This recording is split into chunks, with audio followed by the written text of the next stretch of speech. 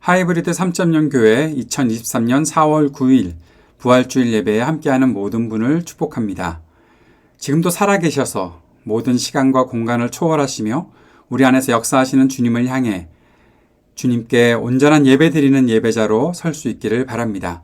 오늘도 우리의 마음이 하나로 모아져서 주님께 더 가까이 나아갈 수 있기를 소원하고, 또 주님께서 우리들에게 은혜 베풀어 주시는 부활의 생명의 힘을 우리들에게 허락해 주시는 것을 바라볼 수 있는, 경험할 수 있는 귀한 예배의 시간 될 수 있기를 바랍니다. 이제 말씀 위에 우리의 믿음을 세우고 예배자의 자리로 나아갑시다. 빌립보서 4장 1절과 4절부터 9절까지의 말씀을 함께 읽도록 하겠습니다. 그러므로 사랑하고 사모하는 나의 형제 자매 여러분, 나의 기쁨이요 나의 면류관인 사랑하는 여러분, 이와 같이 주님 안에 굳건히 서 계십시오. 주님 안에서 항상 기뻐하십시오. 다시 말합니다. 기뻐하십시오. 여러분의 관용을 모든 사람에게 알리십시오. 주님께서 가까이 오셨습니다.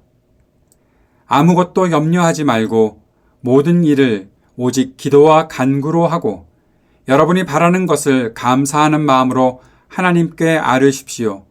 그리하면 사람의 헤아림을 뛰어넘는 하나님의 평화가 여러분의 마음과 생각을 그리스도 안에서 지켜줄 것입니다. 마지막으로 형제자매 여러분, 무엇이든지 참된 것과 무엇이든지 경건한 것과 무엇이든지 옳은 것과 무엇이든지 순결한 것과 무엇이든 사랑스러운 것과 무엇이든지 명예로운 것과 또 덕이 되고 칭찬할 만한 것이면 이 모든 것을 생각하십시오.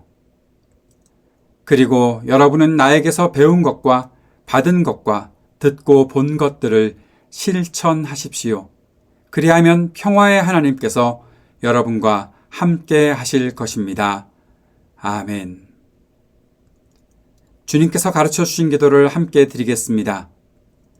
하늘에 계신 우리 아버지여, 이름이 거룩히 여김을 받으시오며 나라가 임하시오며 뜻이 하늘에서 이루어진 것 같이 땅에서도 이루어지이다. 오늘 우리에게 일용할 양식을 주시옵고 우리가 우리에게 죄 지은 자를 사하여 준 것 같이 우리 죄를 사하여 주시옵고 우리를 시험에 들게 하지 마시옵고 다만 악에서 구하시옵소서. 나라와 권세와 영광이 아버지께 영원히 있사옵나이다. 아멘.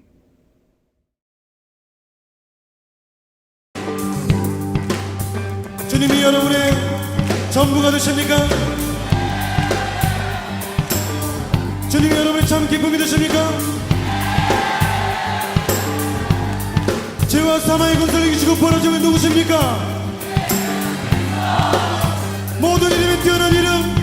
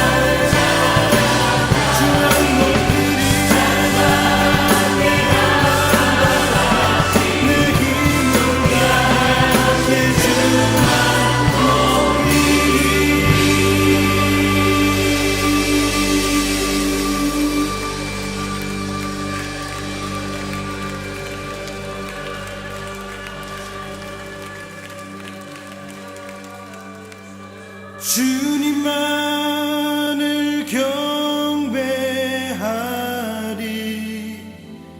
주님만을 찬양하리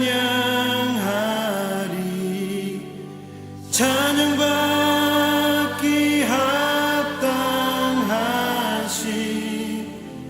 존귀하신 주만 높이리 주님만을 경배하리 주님만을 찬양하리 찬양받기 합당하신 존귀하신 주만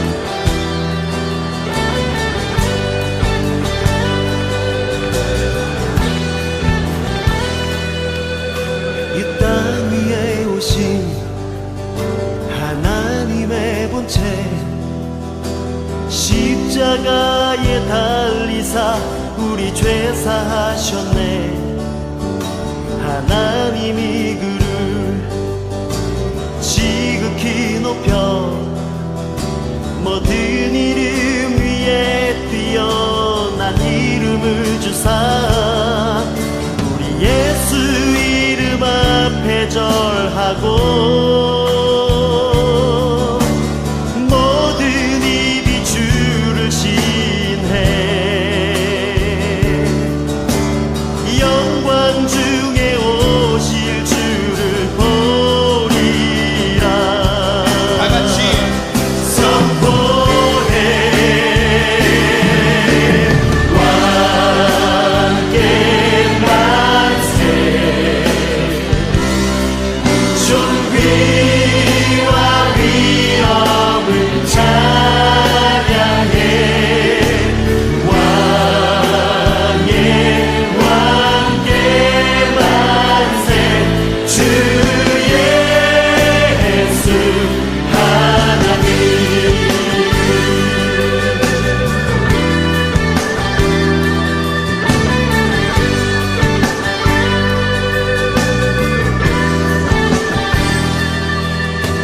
우리 고백하네 주님 오실 그날 다시 사신 왕의 영광 이 땅을 비추네 사단의 권세는 주 앞에 무너져 생명과 진리의 주권 새가 잠겼도다 우리 예수 이름 앞에 절하고 모든 입이 주를 신해 영광 중에 오실 주를 보리라 선포해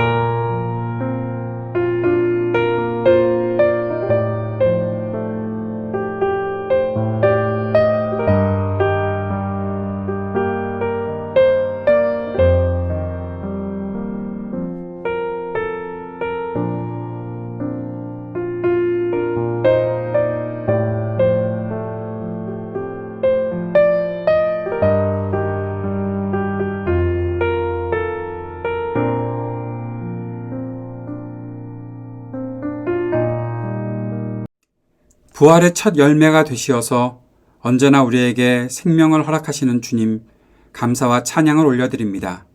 주님의 부활을 기뻐하는 마음 우리들에게 허락하여 주심을 감사드리며 부활하신 주님을 찬양합니다. 그러나 주님, 이 부활의 소식을 접하면서도 마음속에 상처와 아픔을 가지고 부활의 기쁨을 만끽하지 못하는 우리 주변의 형제 자매들과 이웃들이 있습니다. 그들에게 주님께서 위로하시고 소망이 되어 주셔서 주님의 은혜와 사랑 가운데 그들이 힘있게 일어날 수 있도록, 그들에게 참된 부활의 능력이 나타날 수 있도록 주님 역사해 주시고 함께 하여 주옵소서. 그들의 고통을 우리가 함께 공감하며 함께 돌보며 귀한 사랑 나눌 수 있도록 인도해 주옵소서. 소외된 이웃들, 또 청년들, 연약한 노인들, 주님께서 늘 붙잡아 주시기를 간구합니다. 사랑하는 주님, 오늘도 주님의 말씀 듣고자 합니다. 말씀 가운데 우리가 주님의 그 은혜를 다시 한번 누리게 하시고 주님께 더 가까이 나아가게 하시며 주님의 말씀을 깨닫는 지혜와 순종하는 능력을 가지고 오늘도 말씀 위에 굳게 서는 우리가 되도록 인도해 주옵소서. 예수님 이름으로 기도드립니다. 아멘. 부활주일에 우리가 함께 나눌 말씀은 누가복음 24장의 말씀입니다. 함께 누가복음 24장 28절부터 35절까지의 말씀을 읽도록 하겠습니다. 그 두 길소는 자기들이 가려고 하는 마을에 가까이 이르렀다. 그런데 예수께서는 더 멀리 가는 척 하셨다. 그러자 그들은 예수를 만류하여 말하였다. 저녁 때가 되고 날이 이미 저물었으니 우리 집에 묵으십시오. 예수께서 그들의 집에 묵으려고 들어가셨다. 그리고 그들과 함께 음식을 잡수시려고 앉으셨을 때 예수께서 빵을 들어서 축복하시고 떼어서 그들에게 주셨다. 그제서야 그들의 눈이 열려서 예수를 알아보았다. 그러나 한순간에 예수께서는 그들에게서 사라지셨다. 그들은 서로 말하였다. 길에서 그분이 우리에게 말씀하시고 성경을 풀이하여 주실 때 우리의 마음이 우리 속에서 뜨거워지지 않았습니까? 그들이 곧바로 일어나서 예루살렘에 돌아와서 보니 11 제자와 또 그들과 함께 있던 사람들이 모여 있었고 모두들 주님께서 확실히 살아나시고 시몬에게 나타나셨다 하고 말하고 있었다. 그래서 그 두 사람도 길에서 겪은 일과 빵을 떼실 때에 비로소 그를 알아보게 된 일을 이야기하였다. 아멘. 오늘 우리에게 주시는 말씀 누가복음 24장 28절부터 35절까지를 저희들이 읽었지만 사실 본문 말씀은 13절부터 35절까지의 말씀으로 그 말씀들을 살펴보면서 우리도 엠마오로 간다면 이라는 제목으로 함께 말씀을 나누었으면 좋겠습니다. 예수님의 십자가 죽음, 예수님께서 십자가에서 죽으신 이 일은 예수님을 따르는 모든 사람들에게 충격과 좌절이었죠. 예수님께서는 이미 여러 차례에 걸쳐서 자신이 십자가의 죽음을 당하실 것이다 라는 사실을 말씀하셨지만 제자들은 예수님께서 자신들의 구원자, 어떤 힘 있는 구원자, 굉장히 힘을 발휘하고 온 세상을 이기는 그런 구원자라고만 여기고 있었기 때문에 제자들에게 이 예수님의 십자가 고난, 죽음, 이 말씀들은 제대로 들어오지도 않았고 이해할 수도 없었고 또 부활하신다는 이 일은 더더군다나 생각지도 못했던 일이 아닐 수 없었습니다. 그래서 그들에게는 예수님에 대한 다른 기대가 있었죠. 그런데 그렇게 예수님께서 십자가의 죽음을 겪으시자마자 그를 따르는 모든 사람들은 충격을 받았고 좌절할 수밖에 없었습니다. 제자들은 아마 어떠한 장소에 모여서 이 모든 일에 대해서 이야기할 수밖에 없었겠지요. 그러나 그들의 마음이 이미 흩어질 수밖에 없었을 것이다 생각을 합니다. 왜냐하면 예수님께서 언제나 그 중심을 잡아주고 계셨는데 예수님께서 지금 안 계시니까요. 예수님께서 죽으셨으니까요. 예수님께서 무덤에 들어가실 수밖에 없었으니까요. 그런데 한 가지 꼭 생각해 봅시다. 그들이 만약에 예수님의 말씀을 기억했다면, 그들의 예수님의 말씀을 온전히 믿고 있었다면 아마 그들은 예수님께서 지금 부활하실 것이다 라는 그 말씀을 기억하고 뭔가 소망을 가지고 있지 않았겠습니까? 그리고 여인들이 예수님의 부활의 소식을 그들에게 전했을 때 그들이 어떻게 이상하게 여기거나 엉뚱한 이야기다, 허황된 이야기다라고 반응할 수 있었겠습니까? 그들은 예수님의 말씀을 제대로 기억하지 못했고 결국 그 부활에 대한 소식들이 전해오는 그 모든 순간들을 어처구니 없는 일이다 라고 생각할 수밖에 없었겠지요. 누가복음 24장 6절에서 8절까지의 말씀에 여자들이 예수님의 무덤에 찾아갔다가 예수님을 만났던 장면이 나타나 있지요. 그때 천사들로부터 들었던 그 말씀이 이것 아닙니까? 24장 6절 8절 그분은 여기에 계시지 않고 살아나셨다. 갈릴리에 계실 때 너희들에게 하신 말씀을 기억해 보아라. 분명히 하신 말씀이 있다는 거죠. 기억해 보아라. 그 말이 어떤 말씀이었습니까? 인자는 반드시 죄인의 손에 넘어가서 십자가에 처형되고 사흘째 되는 날에 살아나야 한다. 이 말씀이 굉장히 중요합니다. 사흘째 되는 날에 살아나야 한다. 반드시 그렇게 될 것이다 라고 말씀하셨고 지금 천사들은 여자들도 예수님을 따라다니던 제자들이었으니까요. 그들에게 이 말을 기억하게끔 해주는 거죠. 그때의 여자들은 예수님의 말씀을 회상하였다. 그렇지, 예수님께서 그런 말씀을 하셨지. 여자들이 그 말씀을 기억했다라고 말하고 있습니다. 그런데 제자들 중에 한 명도 이 말씀을 기억하는 사람들이 없었다는 거죠. 그 여자들이 그들에게 찾아와서 이러한 말씀을 우리가 들었어 라고 했을 때 제자들은 어처구니 없는 일이다 라고 그렇게 얘기했고 주님의 말씀을 제대로 기억해내지도 못했습니다. 그 이야기를 들었던 베드로가 무덤으로 달려갔지요. 몸을 굽혀서 들여다 보았습니다. 그런데 예수님이 안 계시잖아요. 말씀을 기억했다면 부활하셨겠구나 라고 생각하는데 베드로가 지금 어떻게 반응합니까? 이상한 일이 일어났네 라고 생각하면서 집으로 돌아갔다는 겁니다. 이상한 일이 일어났네? 집으로 돌아간다. 예수님께서 지금 부활하신 일이 말씀으로 전해지고 있고 그것을 지금 사람들이 기억해내고 있는데 여자들이 기억해내고 있는데 가장 가까이서 따르고 있었던 베드로가 이 말씀을 전혀 생각하지도 못하고 있었다는 겁니다. 결국 나중에 시몬을 만나는 예수님께서 그렇게 만나주시지만 지금 이 베드로의 모습은 참 안타깝죠. 왜 이럴까요? 주님의 말씀을 경청하지 않고 이해하지 않고 기억하지 않으니 쉽게 절망에 빠졌고 절망에 빠진 이 사람들의 마음이 굉장히 둔해졌다는 거죠. 절망할 수밖에 없고 이젠 더 이상 소망이 없어 라고 생각하니 마음이 꽉 막혀 있고 그 꽉 막혀 있는 마음 속에 예수님께서 하신 말씀이 기억되는 것도 어려운 일이 되었다라는 것입니다. 제자들이 예수님께서 부활하셨다는 소식을 들었던 그날에 그 소식을 들었던 제자들 중 2명의 제자가 엠마오라는 마을로 가고 있습니다. 우리가 본문을 읽다 보면 그 2명 중에 한 명이 우리 집에서 묵으십시오 라고 예수님을 초대하는 그러한 장면이 있었죠. 아마 자기의 고향집이 아니었을까 싶습니다. 예수님께서 그들과 함께 걸어가서 그 엠마오라는 마을을 도착했을 때 예루살렘에서 엠마오까지는 한 11km 정도 떨어져 있다라고 했는데 그곳까지 가고 있었던 것이죠. 그들이 왜 엠마오로 갔을까? 왜 고향집으로 갔을까? 분명히 여자들에게 예수님께서 부활하셨다는 소식을 들었는데 그렇다면 그 소식을 듣고 나서 제자들과 함께 뭔가 대책회의를 하던가 아니면 무슨 일이 일어날까 하고 같이 모여서 좀 의논하는 그런 일을 했어야 될 텐데 그들이 그냥 그날 엠마오로 떠나버렸다라는 것은 여자들에게 들었던 예수님께서 부활하셨다는 이 소식을 무시했기 때문이 아니었을까 생각하게 됩니다. 무시만 했던 것이 아니죠. 또 그들은 근심하고 있었습니다. 예수님께서 부활하셨다는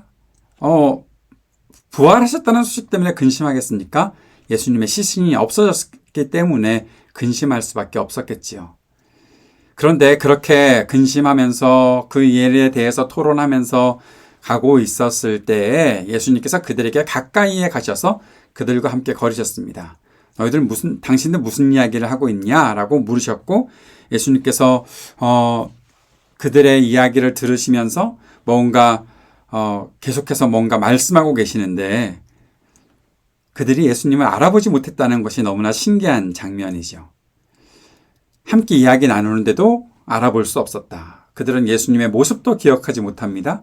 예수님의 목소리도 기억하지 못합니다. 예수님께서 하신 말씀도 기억하지 못합니다. 아무것도 기억하지 못하고 있었던 그들의 모습을 보게 됩니다. 말씀도 기억하지 못하고 모습조차 기억하지 못하는 이 제자들의 모습이 참 아쉽고 안타깝기도 하지요. 우리에게도 비슷한 경우가 있지 않을까요? 왜 그런 일이 있을 수 있을까?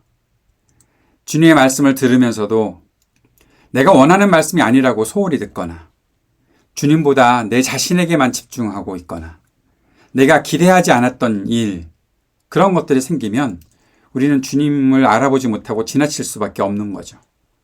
저 가까이에 계시는 분이 주님이실 텐데, 지금 나를 만나주시는 이 분이 주님이실 텐데, 주님께서 보내신 분, 주님께서 역사하시는 손길, 주님께서 말씀하시는 것, 그것을 내가 듣고 깨달아야 하는데, 이것은 정말 주님께서 하시는 말씀이다 라는 그러한 깨달음이 우리들에게 있어야 하는데, 내가 원하는 말씀이 아닌데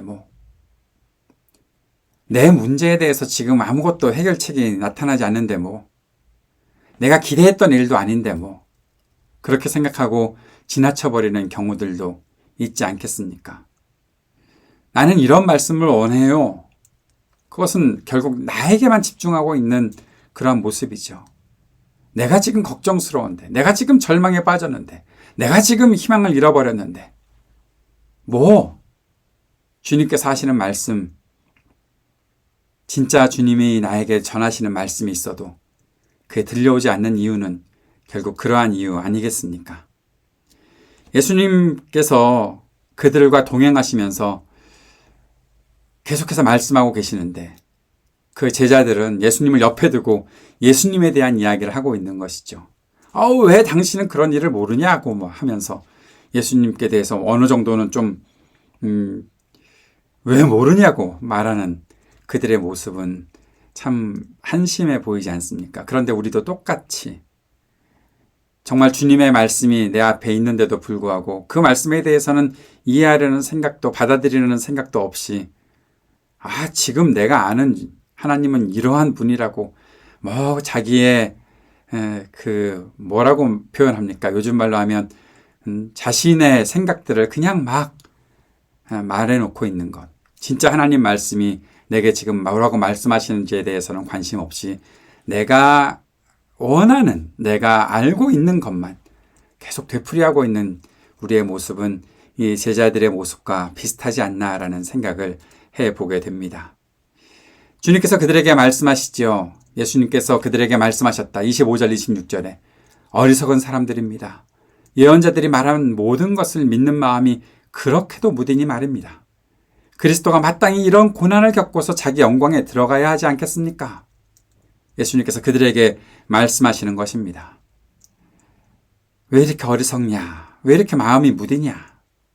왜 마음이 무뎌졌습니까? 자기 자신에게만 집중하니까 그런 겁니다. 내 문제에만 얽매여서 하나님의 일들을 알아보려고 하지도 않고 이해하려고 하지도 않고 배우지도 않고 배웠더라도 기억해내지도 못하는 그러한 사람들의 마음이 결국 무뎌졌던 것이죠. 무뎌졌으니 그리스도께서 고난 겪고 부활의 영광, 그것을 함께 누린다는 그 일들을 전혀 이해하지 못하고 그동안 수차례에 걸쳐서 주님께서 말씀하시는데도 결국 아무것도 기억해내지 못하고 있는 것이죠. 예수님께서 그들에게 성경을 풀어주셨습니다. 그리고 예수님 그들과 함께 계셨습니다. 저는 성경을 읽으면서 늘 여기에 감동을 합니다. 사람들은 참 자신의 삶에 예수님께서 오셔서 은혜를 베풀어 주시고 참된 생명을 주시고 하나님의 역사를 보여주시고 계시는데, 그 수많은 은혜를 받았음에도 불구하고 자신의 그 문제에 빠져서 결국 삶을 엉망진창으로 만들어버리고 있는 거죠. 자신의 믿음의 삶조차도 이것저것 다 얽힌 실타래처럼 만들어버리는 것이 우리 사람들의 모습 같습니다. 그런데 주님께서는 그런 우리들에게 찾아오셔서 성경을 깨닫게 해주시고 우리와 함께 거하시면서 그 얽힌 실타래를 하나하나 풀어주고 계시는 그 주님의 은혜가 있다는 것이 저는 늘 놀랍습니다. 거기에 감사하고 감격할 수밖에 없습니다. 그런 우리들과 함께 거하신다는 것이죠. 요즘 제 딸과 성경을 같이 공부하고 있습니다. 공부하는 과정에서 창세기를 공부하는데 야곱의 이야기를 쭉 공부하면서 야곱의 삶을 보면 왜 그런 삶이 있겠습니까? 하나님께서 역사하시는 것이 분명하게 나타남에도 불구하고 참 그 삶을 엉망진창으로 만들어버리고 있는 야곱의 모습을 봅니다. 그런데 하나님은 계속해서 그의 삶에 개입하시면서 그의 삶을 풀어놓고 계시는 거죠. 하나님께로 오게끔 하시는 겁니다. 하나님을 더 알게끔 하시는 겁니다. 성경의 곳곳에 그러한 사람들의 모습, 그러한 민족의 모습이 있습니다. 이스라엘 백성도 마찬가지이죠. 하나님께서 그들의 하나님이 되어주시는데도 불구하고 죄를 범하고 삶을 엉망진창으로 만들어버리는 그 백성들을 보시면서 하나님께서는 끝까지 그들과 함께 거하시며 그들에게 깨닫게 해주시고 그들이 하나님을 알아볼 수 있게 해주시는 그 은혜를 베풀어 주십니다. 제 아들 마찬가지였지요. 3년 동안 주님께서 그들과 동행하셨고 함께 하셨는데도 불구하고 예수님 십자가에 달리시는 그 순간이 오기까지 누가 더 크냐 그것 가지고 싸우고 있고 예수님께서 그들의 발을 씻어주시는데도 아무것도 깨닫지 못하고 예수님 배반하고 자신만만해서 칼을 휘두르고 그랬다가 결국에는 다 도망가 버리고 그들의 그 무엇도 저 사람들이 복음을 전할 수 있을까? 복음서를 읽다 보면 아무것도 남아있지 않은 것 같잖아요. 그런데 주님께서는 끝까지 그들을 찾아가시고 성경을 풀어주시고 함께 계신다는 것입니다. 주님께서 그들과 함께 거하십니다. 그리고 같이 걷고 계십니다. 예수님에 대해서 설명해 주고 있던 예수님이 이렇게 죽으셨어. 왜 당신은 그런 일들을 몰라? 라고 하면서 자기들이 똑똑해 보였던 그 두 제자들에게 예수님께서는 성경을 풀어주시고 함께 계셨다는 겁니다. 엠마오에 거의 가까이 이르렀을 때 예수님께서 더 멀리 가는 척 하시면서 그들의 곁을 떠나시려고 하지요. 전 이 장면을 보면서 참 많이 웃었습니다. 예수께서 더 멀리 가는 척하셨다라는 것이요. 예수님께서 그렇게 하셨는데 아무것도 기억하지 않는 그 제자들 그들을 보시고 예수님께서는 빵을 떼어주시고 축복하시고 그때서야 이 제자들이 예수님을 알아보게 되었죠. 그리고 예수님께서는 금방 그들의 눈에서 사라지셨습니다. 그때 이렇게 그들이 얘기하죠. 32절에 그들은 서로 말하였다. 길에서 그분이 우리에게 말씀하시고 성경을 풀이하여 주실 때 우리의 마음이 우리 속에서 뜨거워지지 않았습니까? 뜨거워졌다라는 거죠. 주님께서 우리의 마음에 찾아오셔서 우리 곁에 오셔서 우리에게 말씀을 깨닫게 해주실 때 그 뜨거움이 있게 되었다라는 겁니다. 그리고 마음이 뜨거워진 그들은 다른 제자들에게 가서 예수님을 만난 이야기를 전하게 되었지요. 성경이 내 속에서 풀어질 때마다 저는 늘 그런 경험을 하는데 말씀을 묵상하고 말씀을 깨닫게 되고 그 깨달은 말씀이 증거되는 전해지는 그 순간까지 제 마음이 얼마나 뜨거워지는지 모릅니다. 이렇게 깨달아지는 거구나. 그것이 아주 놀라운 최초의 발견 그런 것 아니더라도요. 이것이 정말 하나님께서 내게 주시는 말씀이구나. 성경의 진리가 이런 것이구나라는 사실을 알 때마다 마음이 뜨거워지는 경험을 하게 된다는 것이죠. 이 두 제자들은 이렇게 뜨거움을 경험하고 다른 제자들에게 나아갔었습니다. 이 본문 말씀이 저는 오늘 우리가 품어야 되는 말씀이 아닌가 싶습니다. 주님께서 우리들에게 깨닫게 해주실 때, 성령의 도우심으로 우리가 주님의 말씀을 깨닫게 될 때, 그 뜨거움들을 경험하는 일들을 경험했으면 좋겠습니다. 그런데 우리들의 모습은 어떻습니까?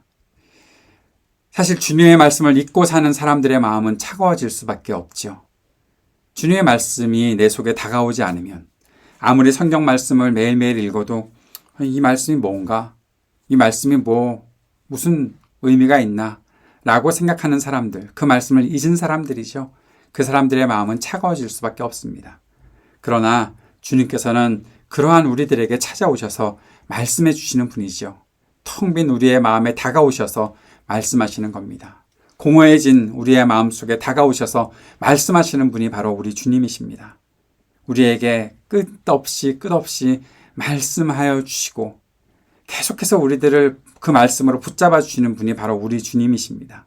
우리에게 다가오셔서 말씀하시는 분이시죠. 그래서 그 말씀을 우리가 듣게 되면 그 말씀을 들을 때 우리의 마음이 따뜻해지고 다시 뜨거워지는 경험을 하게 되는 것이죠. 주님께서 우리들에게 말씀해 주시는 일들이 있게 되면 성령의 도우심으로 우리는 그 말씀을 깨닫게 되고 주님의 말씀을 깨닫게 될 때 우리 마음속에 다시 한번 따뜻함이 살아나고 또 뜨거운 열정들도 살아나게 된다는 것입니다. 사랑하는 여러분, 여러분에게 오늘 지금 이 순간 그리고 날마다 주님의 말씀을 펼쳐 읽으시는 그 순간순간마다 그 뜨거워짐을 경험할 수 있게 되기를 바랍니다. 주님의 말씀을 들을 때, 주님의 말씀을 읽을 때, 주님의 말씀을 암송할 때, 주님의 말씀을 연구할 때, 주님의 말씀을 묵상하는 그 모든 순간 우리의 마음이 이렇게 뜨거워질 수 있기를 바랍니다. 그 뜨거운 열정들이 우리들에게 되살아나야 우리가 주님의 복음을 전하는 말씀의 증인으로, 복음의 증인으로 살아갈 수가 있는 것이죠. 예전에 어떤 선교사님을 만나서, 아주 오래전 이야기입니다. 선교사님을 만나서 선교사님들 여러 가지 선교지에서 부족함들이 있을 때마다 좀 힘든 일들을 경험할 때마다 많이 어려우시죠. 무엇이 가장 힘드세요? 어떤 일들이 가장 힘드세요? 그렇게 여쭈었었는데 한 선교사님의 말씀이 제 마음속에 크게 다가와서 큰 울림이 있었습니다. 복음에 대한 열정이 사라질 때, 마음의 뜨거움이 사라질 때 그때가 가장 무섭다고 말씀하시더라고요. 그 뜨거움이 사라지면 다 끝나는 것이다라고 말씀하시더라고요. 사랑하는 여러분, 말씀을 증거하고 계시는 선교사님들에게 뿐만 아니라 복음의 증인으로 살아야 되는 우리 모두가 이 열정을 회복할 수 있게 되기를 바랍니다. 주님의 말씀을 통해서 마음이 날마다 뜨거워질 수 있기를 바랍니다. 그 말씀을 우리가 가지고 살아갈 수 있는, 그 말씀과 늘 동행할 수 있는 우리가 될 수 있기를 바랍니다. 부활절이 바로 저는 그런 날이라 생각합니다. 오늘 이 부활주의를 지내는 우리가 바로 그 마음을 회복할 수 있는 날이 될 수 있기를 바랍니다. 부활은 차가워진 마음, 허무한 마음으로 사는 사람들에게 따뜻한 위로와 소망을 주는 그 말씀을 전하게 되는 복음의 능력으로 나타나는 것이라고 저는 분명히 믿습니다. 사랑하는 여러분, 주님께서 우리들에게 부활하셔서 우리들에게 말씀하여 주실 때 그 말씀을 품고 또 다른 사람들에게 이 부활의 주님을 증거하게 될 때 차가워진 마음으로 사는 사람, 허무해진 마음으로 사는 사람, 냉소적으로 세상을 바라볼 수밖에 없는 사람, 그들에게 따뜻함을 전하고 위로하고 소망을 줄 수 있는 그러한 복음의 능력을 우리 모두가 함께 경험할 수 있게 되기를 바랍니다. 부활이라고 해서, 부활절이라고 해서 아주 큰 소리로 찬양하고 또 기뻐하고 하는 것도 분명히 우리들에게 있어야 되는 일이지만 그럴 때 좀 더 세심히 우리의 이웃들을 살피고 우리 주변을 살피고 지금 누군가가 정말 허무한 마음으로 공허한 마음으로 살아가고 있지는 않은가? 지금 어떤 사람의 마음이 차가워져 있지는 않은가? 자기의 고향으로 돌아가 버릴까 하는 그런 마음을 가지고 허무하게 터벅터벅 걸어가고 있는 사람은 없는가? 그들을 찾아가서 위로해주고 소망 줄 수 있는 그 부활의 능력을 우리 모두가 함께 경험할 수 있게 되기를 바랍니다. 사랑하는 여러분, 제 아들처럼 이 두 제자들처럼 우리가 엠마오로 가고 있는 사람들은 아닐까요? 우리가 만약에 엠마오로 가는 사람들이라면 우리를 따라오셔서 말씀하시는 주님을 우리가 만나볼 수 있기를 간절히 바랍니다. 또한 누군가가 엠마오로 가고 있는 사람을 우리가 만난다면 그를 찾아가 함께 동행해주고 말씀으로 함께 위로할 수 있고 소망을 줄 수 있는 그런 우리가 되었으면 좋겠습니다. 그러한 부활의 능력이 우리들에게 나타날 수 있게 되기를 바랍니다. 시편 42편 말씀을 한번 우리가 보았으면 좋겠습니다. 시편 42편 11절 말씀입니다. 내 영혼아, 내가 어찌하여 그렇게 낙심하며 어찌하여 그렇게 괴로워하느냐? 너는 하나님을 기다려라. 이제 내가 나의 구원자, 나의 하나님을 또다시 찬양하련다. 시편 기자의 이 고백이 참 재밌지 않습니까? 내 영혼아 라고 부르면서 네가 자기 영혼을 2인칭으로 부르고 있잖아요. 그러면서 너 왜 이렇게 낙심해 있니? 너 왜 그렇게 괴로워하고 있니? 너 하나님을 기다려라. 나의 구원자, 나의 하나님을 찬양하는 일들을 우리가 해야 하지 않겠느냐라고 자기 영혼을 그렇게 위로하고 소망을 주고 있는 그러한 시인의 고백이 있지요. 시인이 어떻게 이렇게 고백할 수 있었을까요? 시인이 이렇게 고백하는 것은 단순히 한 번의 기적을 경험했기 때문이 아닙니다. 42편 8절 말씀에 이렇게 고백합니다. 낮에는 주님께서 사랑을 베푸시고 밤에는 찬송으로 나를 채우시니 나는 다만 살아계시는 내 하나님께 기도합니다. 어려운 일을 겪었던 시인입니다. 힘든 일을 겪었던 시인입니다. 그러나 그가 힘들고 어려움을 겪고 있을 때 하나님께서 그를 떠나지 않으시고 그에게 사랑을 베풀어 주셨고 그가 찬송할 수 있는 일들을 계속해서 채워주셨습니다. 시인은 늘 고백했습니다. 늘 느꼈습니다. 하나님이 낮에 나에게 사랑을 베풀어 주시는구나. 밤에, 캄캄한 밤에 어둠과 같은 그러한 나의 삶 속에 주님께서 나를 찾아오셔서 내가 찬송으로 주님을 바라볼 수 있게 하셨구나. 그 주님은 살아계시는 하나님이시구나. 단지 내 생각 속에만 머물러 계시는 분이 아니구나. 멀리 계시는 분이 아니구나. 항상 나와 함께 하시는 살아계시는 내 하나님이 나와 늘 동행하셨구나. 그러하니 내가 지금 낭망의 때를 만나고 내가 지금 힘든 때를 만나더라도 주님을 바라보고 찬송할 수 있는 그러한 믿음의 고백을 내가 들을 수 있는 거야. 시인이 그 고백을 하고 있는 것입니다. 예수 그리스도는 부활하셔서 언제나 우리와 함께 거하십니다. 살아계시는 우리 하나님이 우리들에게 사랑을 베풀어 주십니다.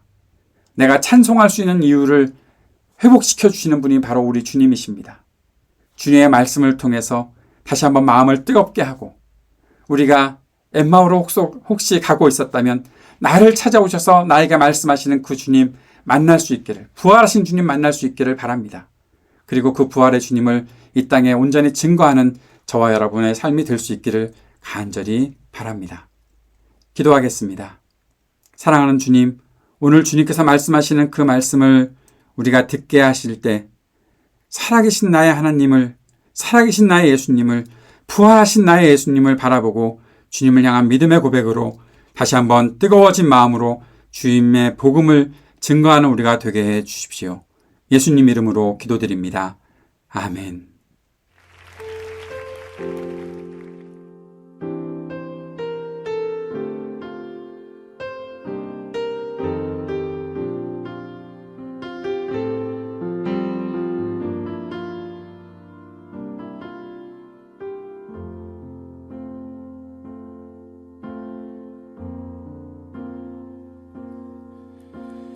아버지 사랑 내가 노래해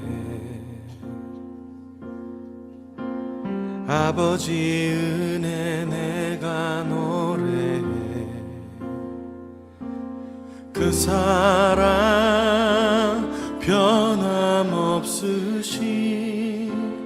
거짓 없으신 성실하신 그 사랑 상한 갈 때 꺾지 않으시는 꺼져가는 등불 끄지 않는 그 사랑 변함없으신 거짓 없으신 성실하신 그 사랑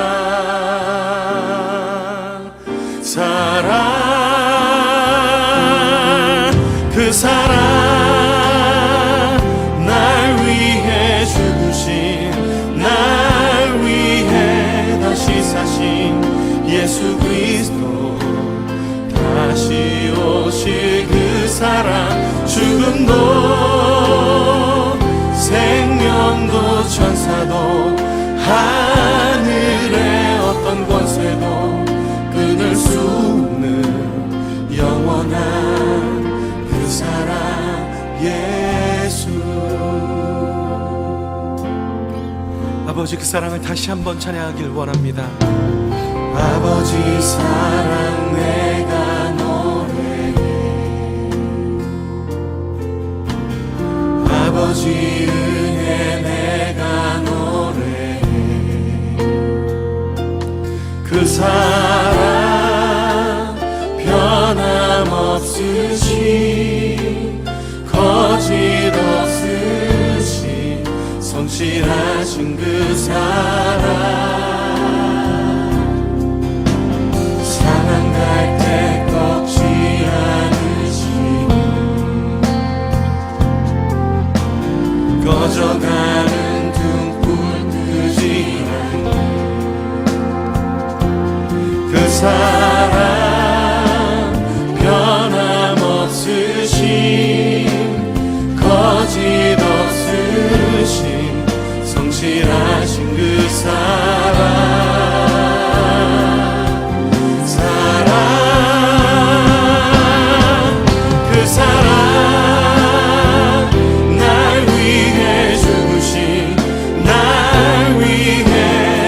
사신 예수 그리스도 다시 오시 그 사랑 죽음도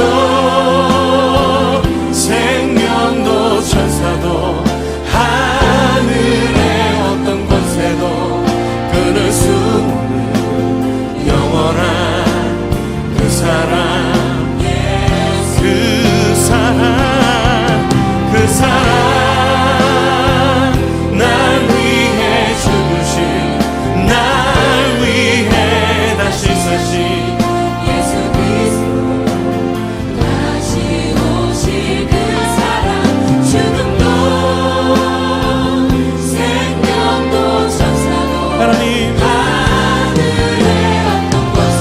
십자가의 사랑으로 우리를 붙드신 주님 영원토록 주님 찬양합니다. 그 사랑 나 위해 죽으신 다시 사신 아멘 다시 오시 그 사랑 죽음도 생명도 천사도 하늘의 어떤 권세도 끊을 수 없는 영원한 그 사랑 예수 그 사랑 그 사랑 날 위해 죽으신 날 위해 다시 사신 예수 그리스도 다시 오실 그 사랑 죽음도 생명도 천사도 하늘의 어떤 권세도 끊을 수 없는 영원한 그 사랑 예수 영원한 그 사랑 예수 영원한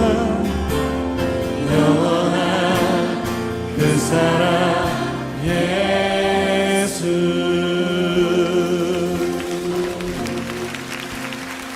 영원한 그 사랑 예수 나 위한 그 사랑 나 위에 다시 사신 나 위에 그 사랑 같은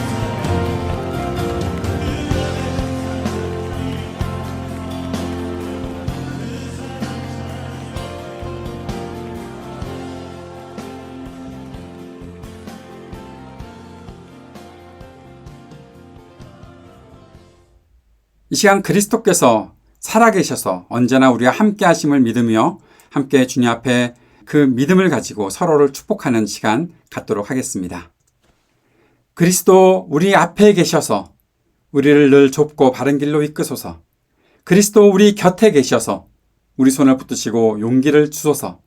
그리스도 우리 아래에 계셔서 우리가 넘어질 때 받으시며 희망 잃지 않게 하소서. 그리스도 우리 위에 계셔서 우리 일상의 모든 순간을 거룩하게 하소서. 그리스도 우리 안에 계셔서 우리가 그리스도의 열매를 맺게 하소서. 성삼위 하나님 항상 우리와 함께 처음과 같이 지금도 그리고 영원히. 아멘. 부활주일에 함께 예배해 주신 모든 분을 축복합니다. 한 주간 살아계신 우리 주님과 동행하고 늘 어떤 일을 만나더라도 담대히 믿음으로 살아갈 수 있는 우리 모두가 될 수 있기를 바랍니다. 건강하게 행복하게 또 생기 넘치게 주님의 부활을 증거하며 살아가는 여러분의 삶이 될 수 있기를 다시 한번 축복합니다.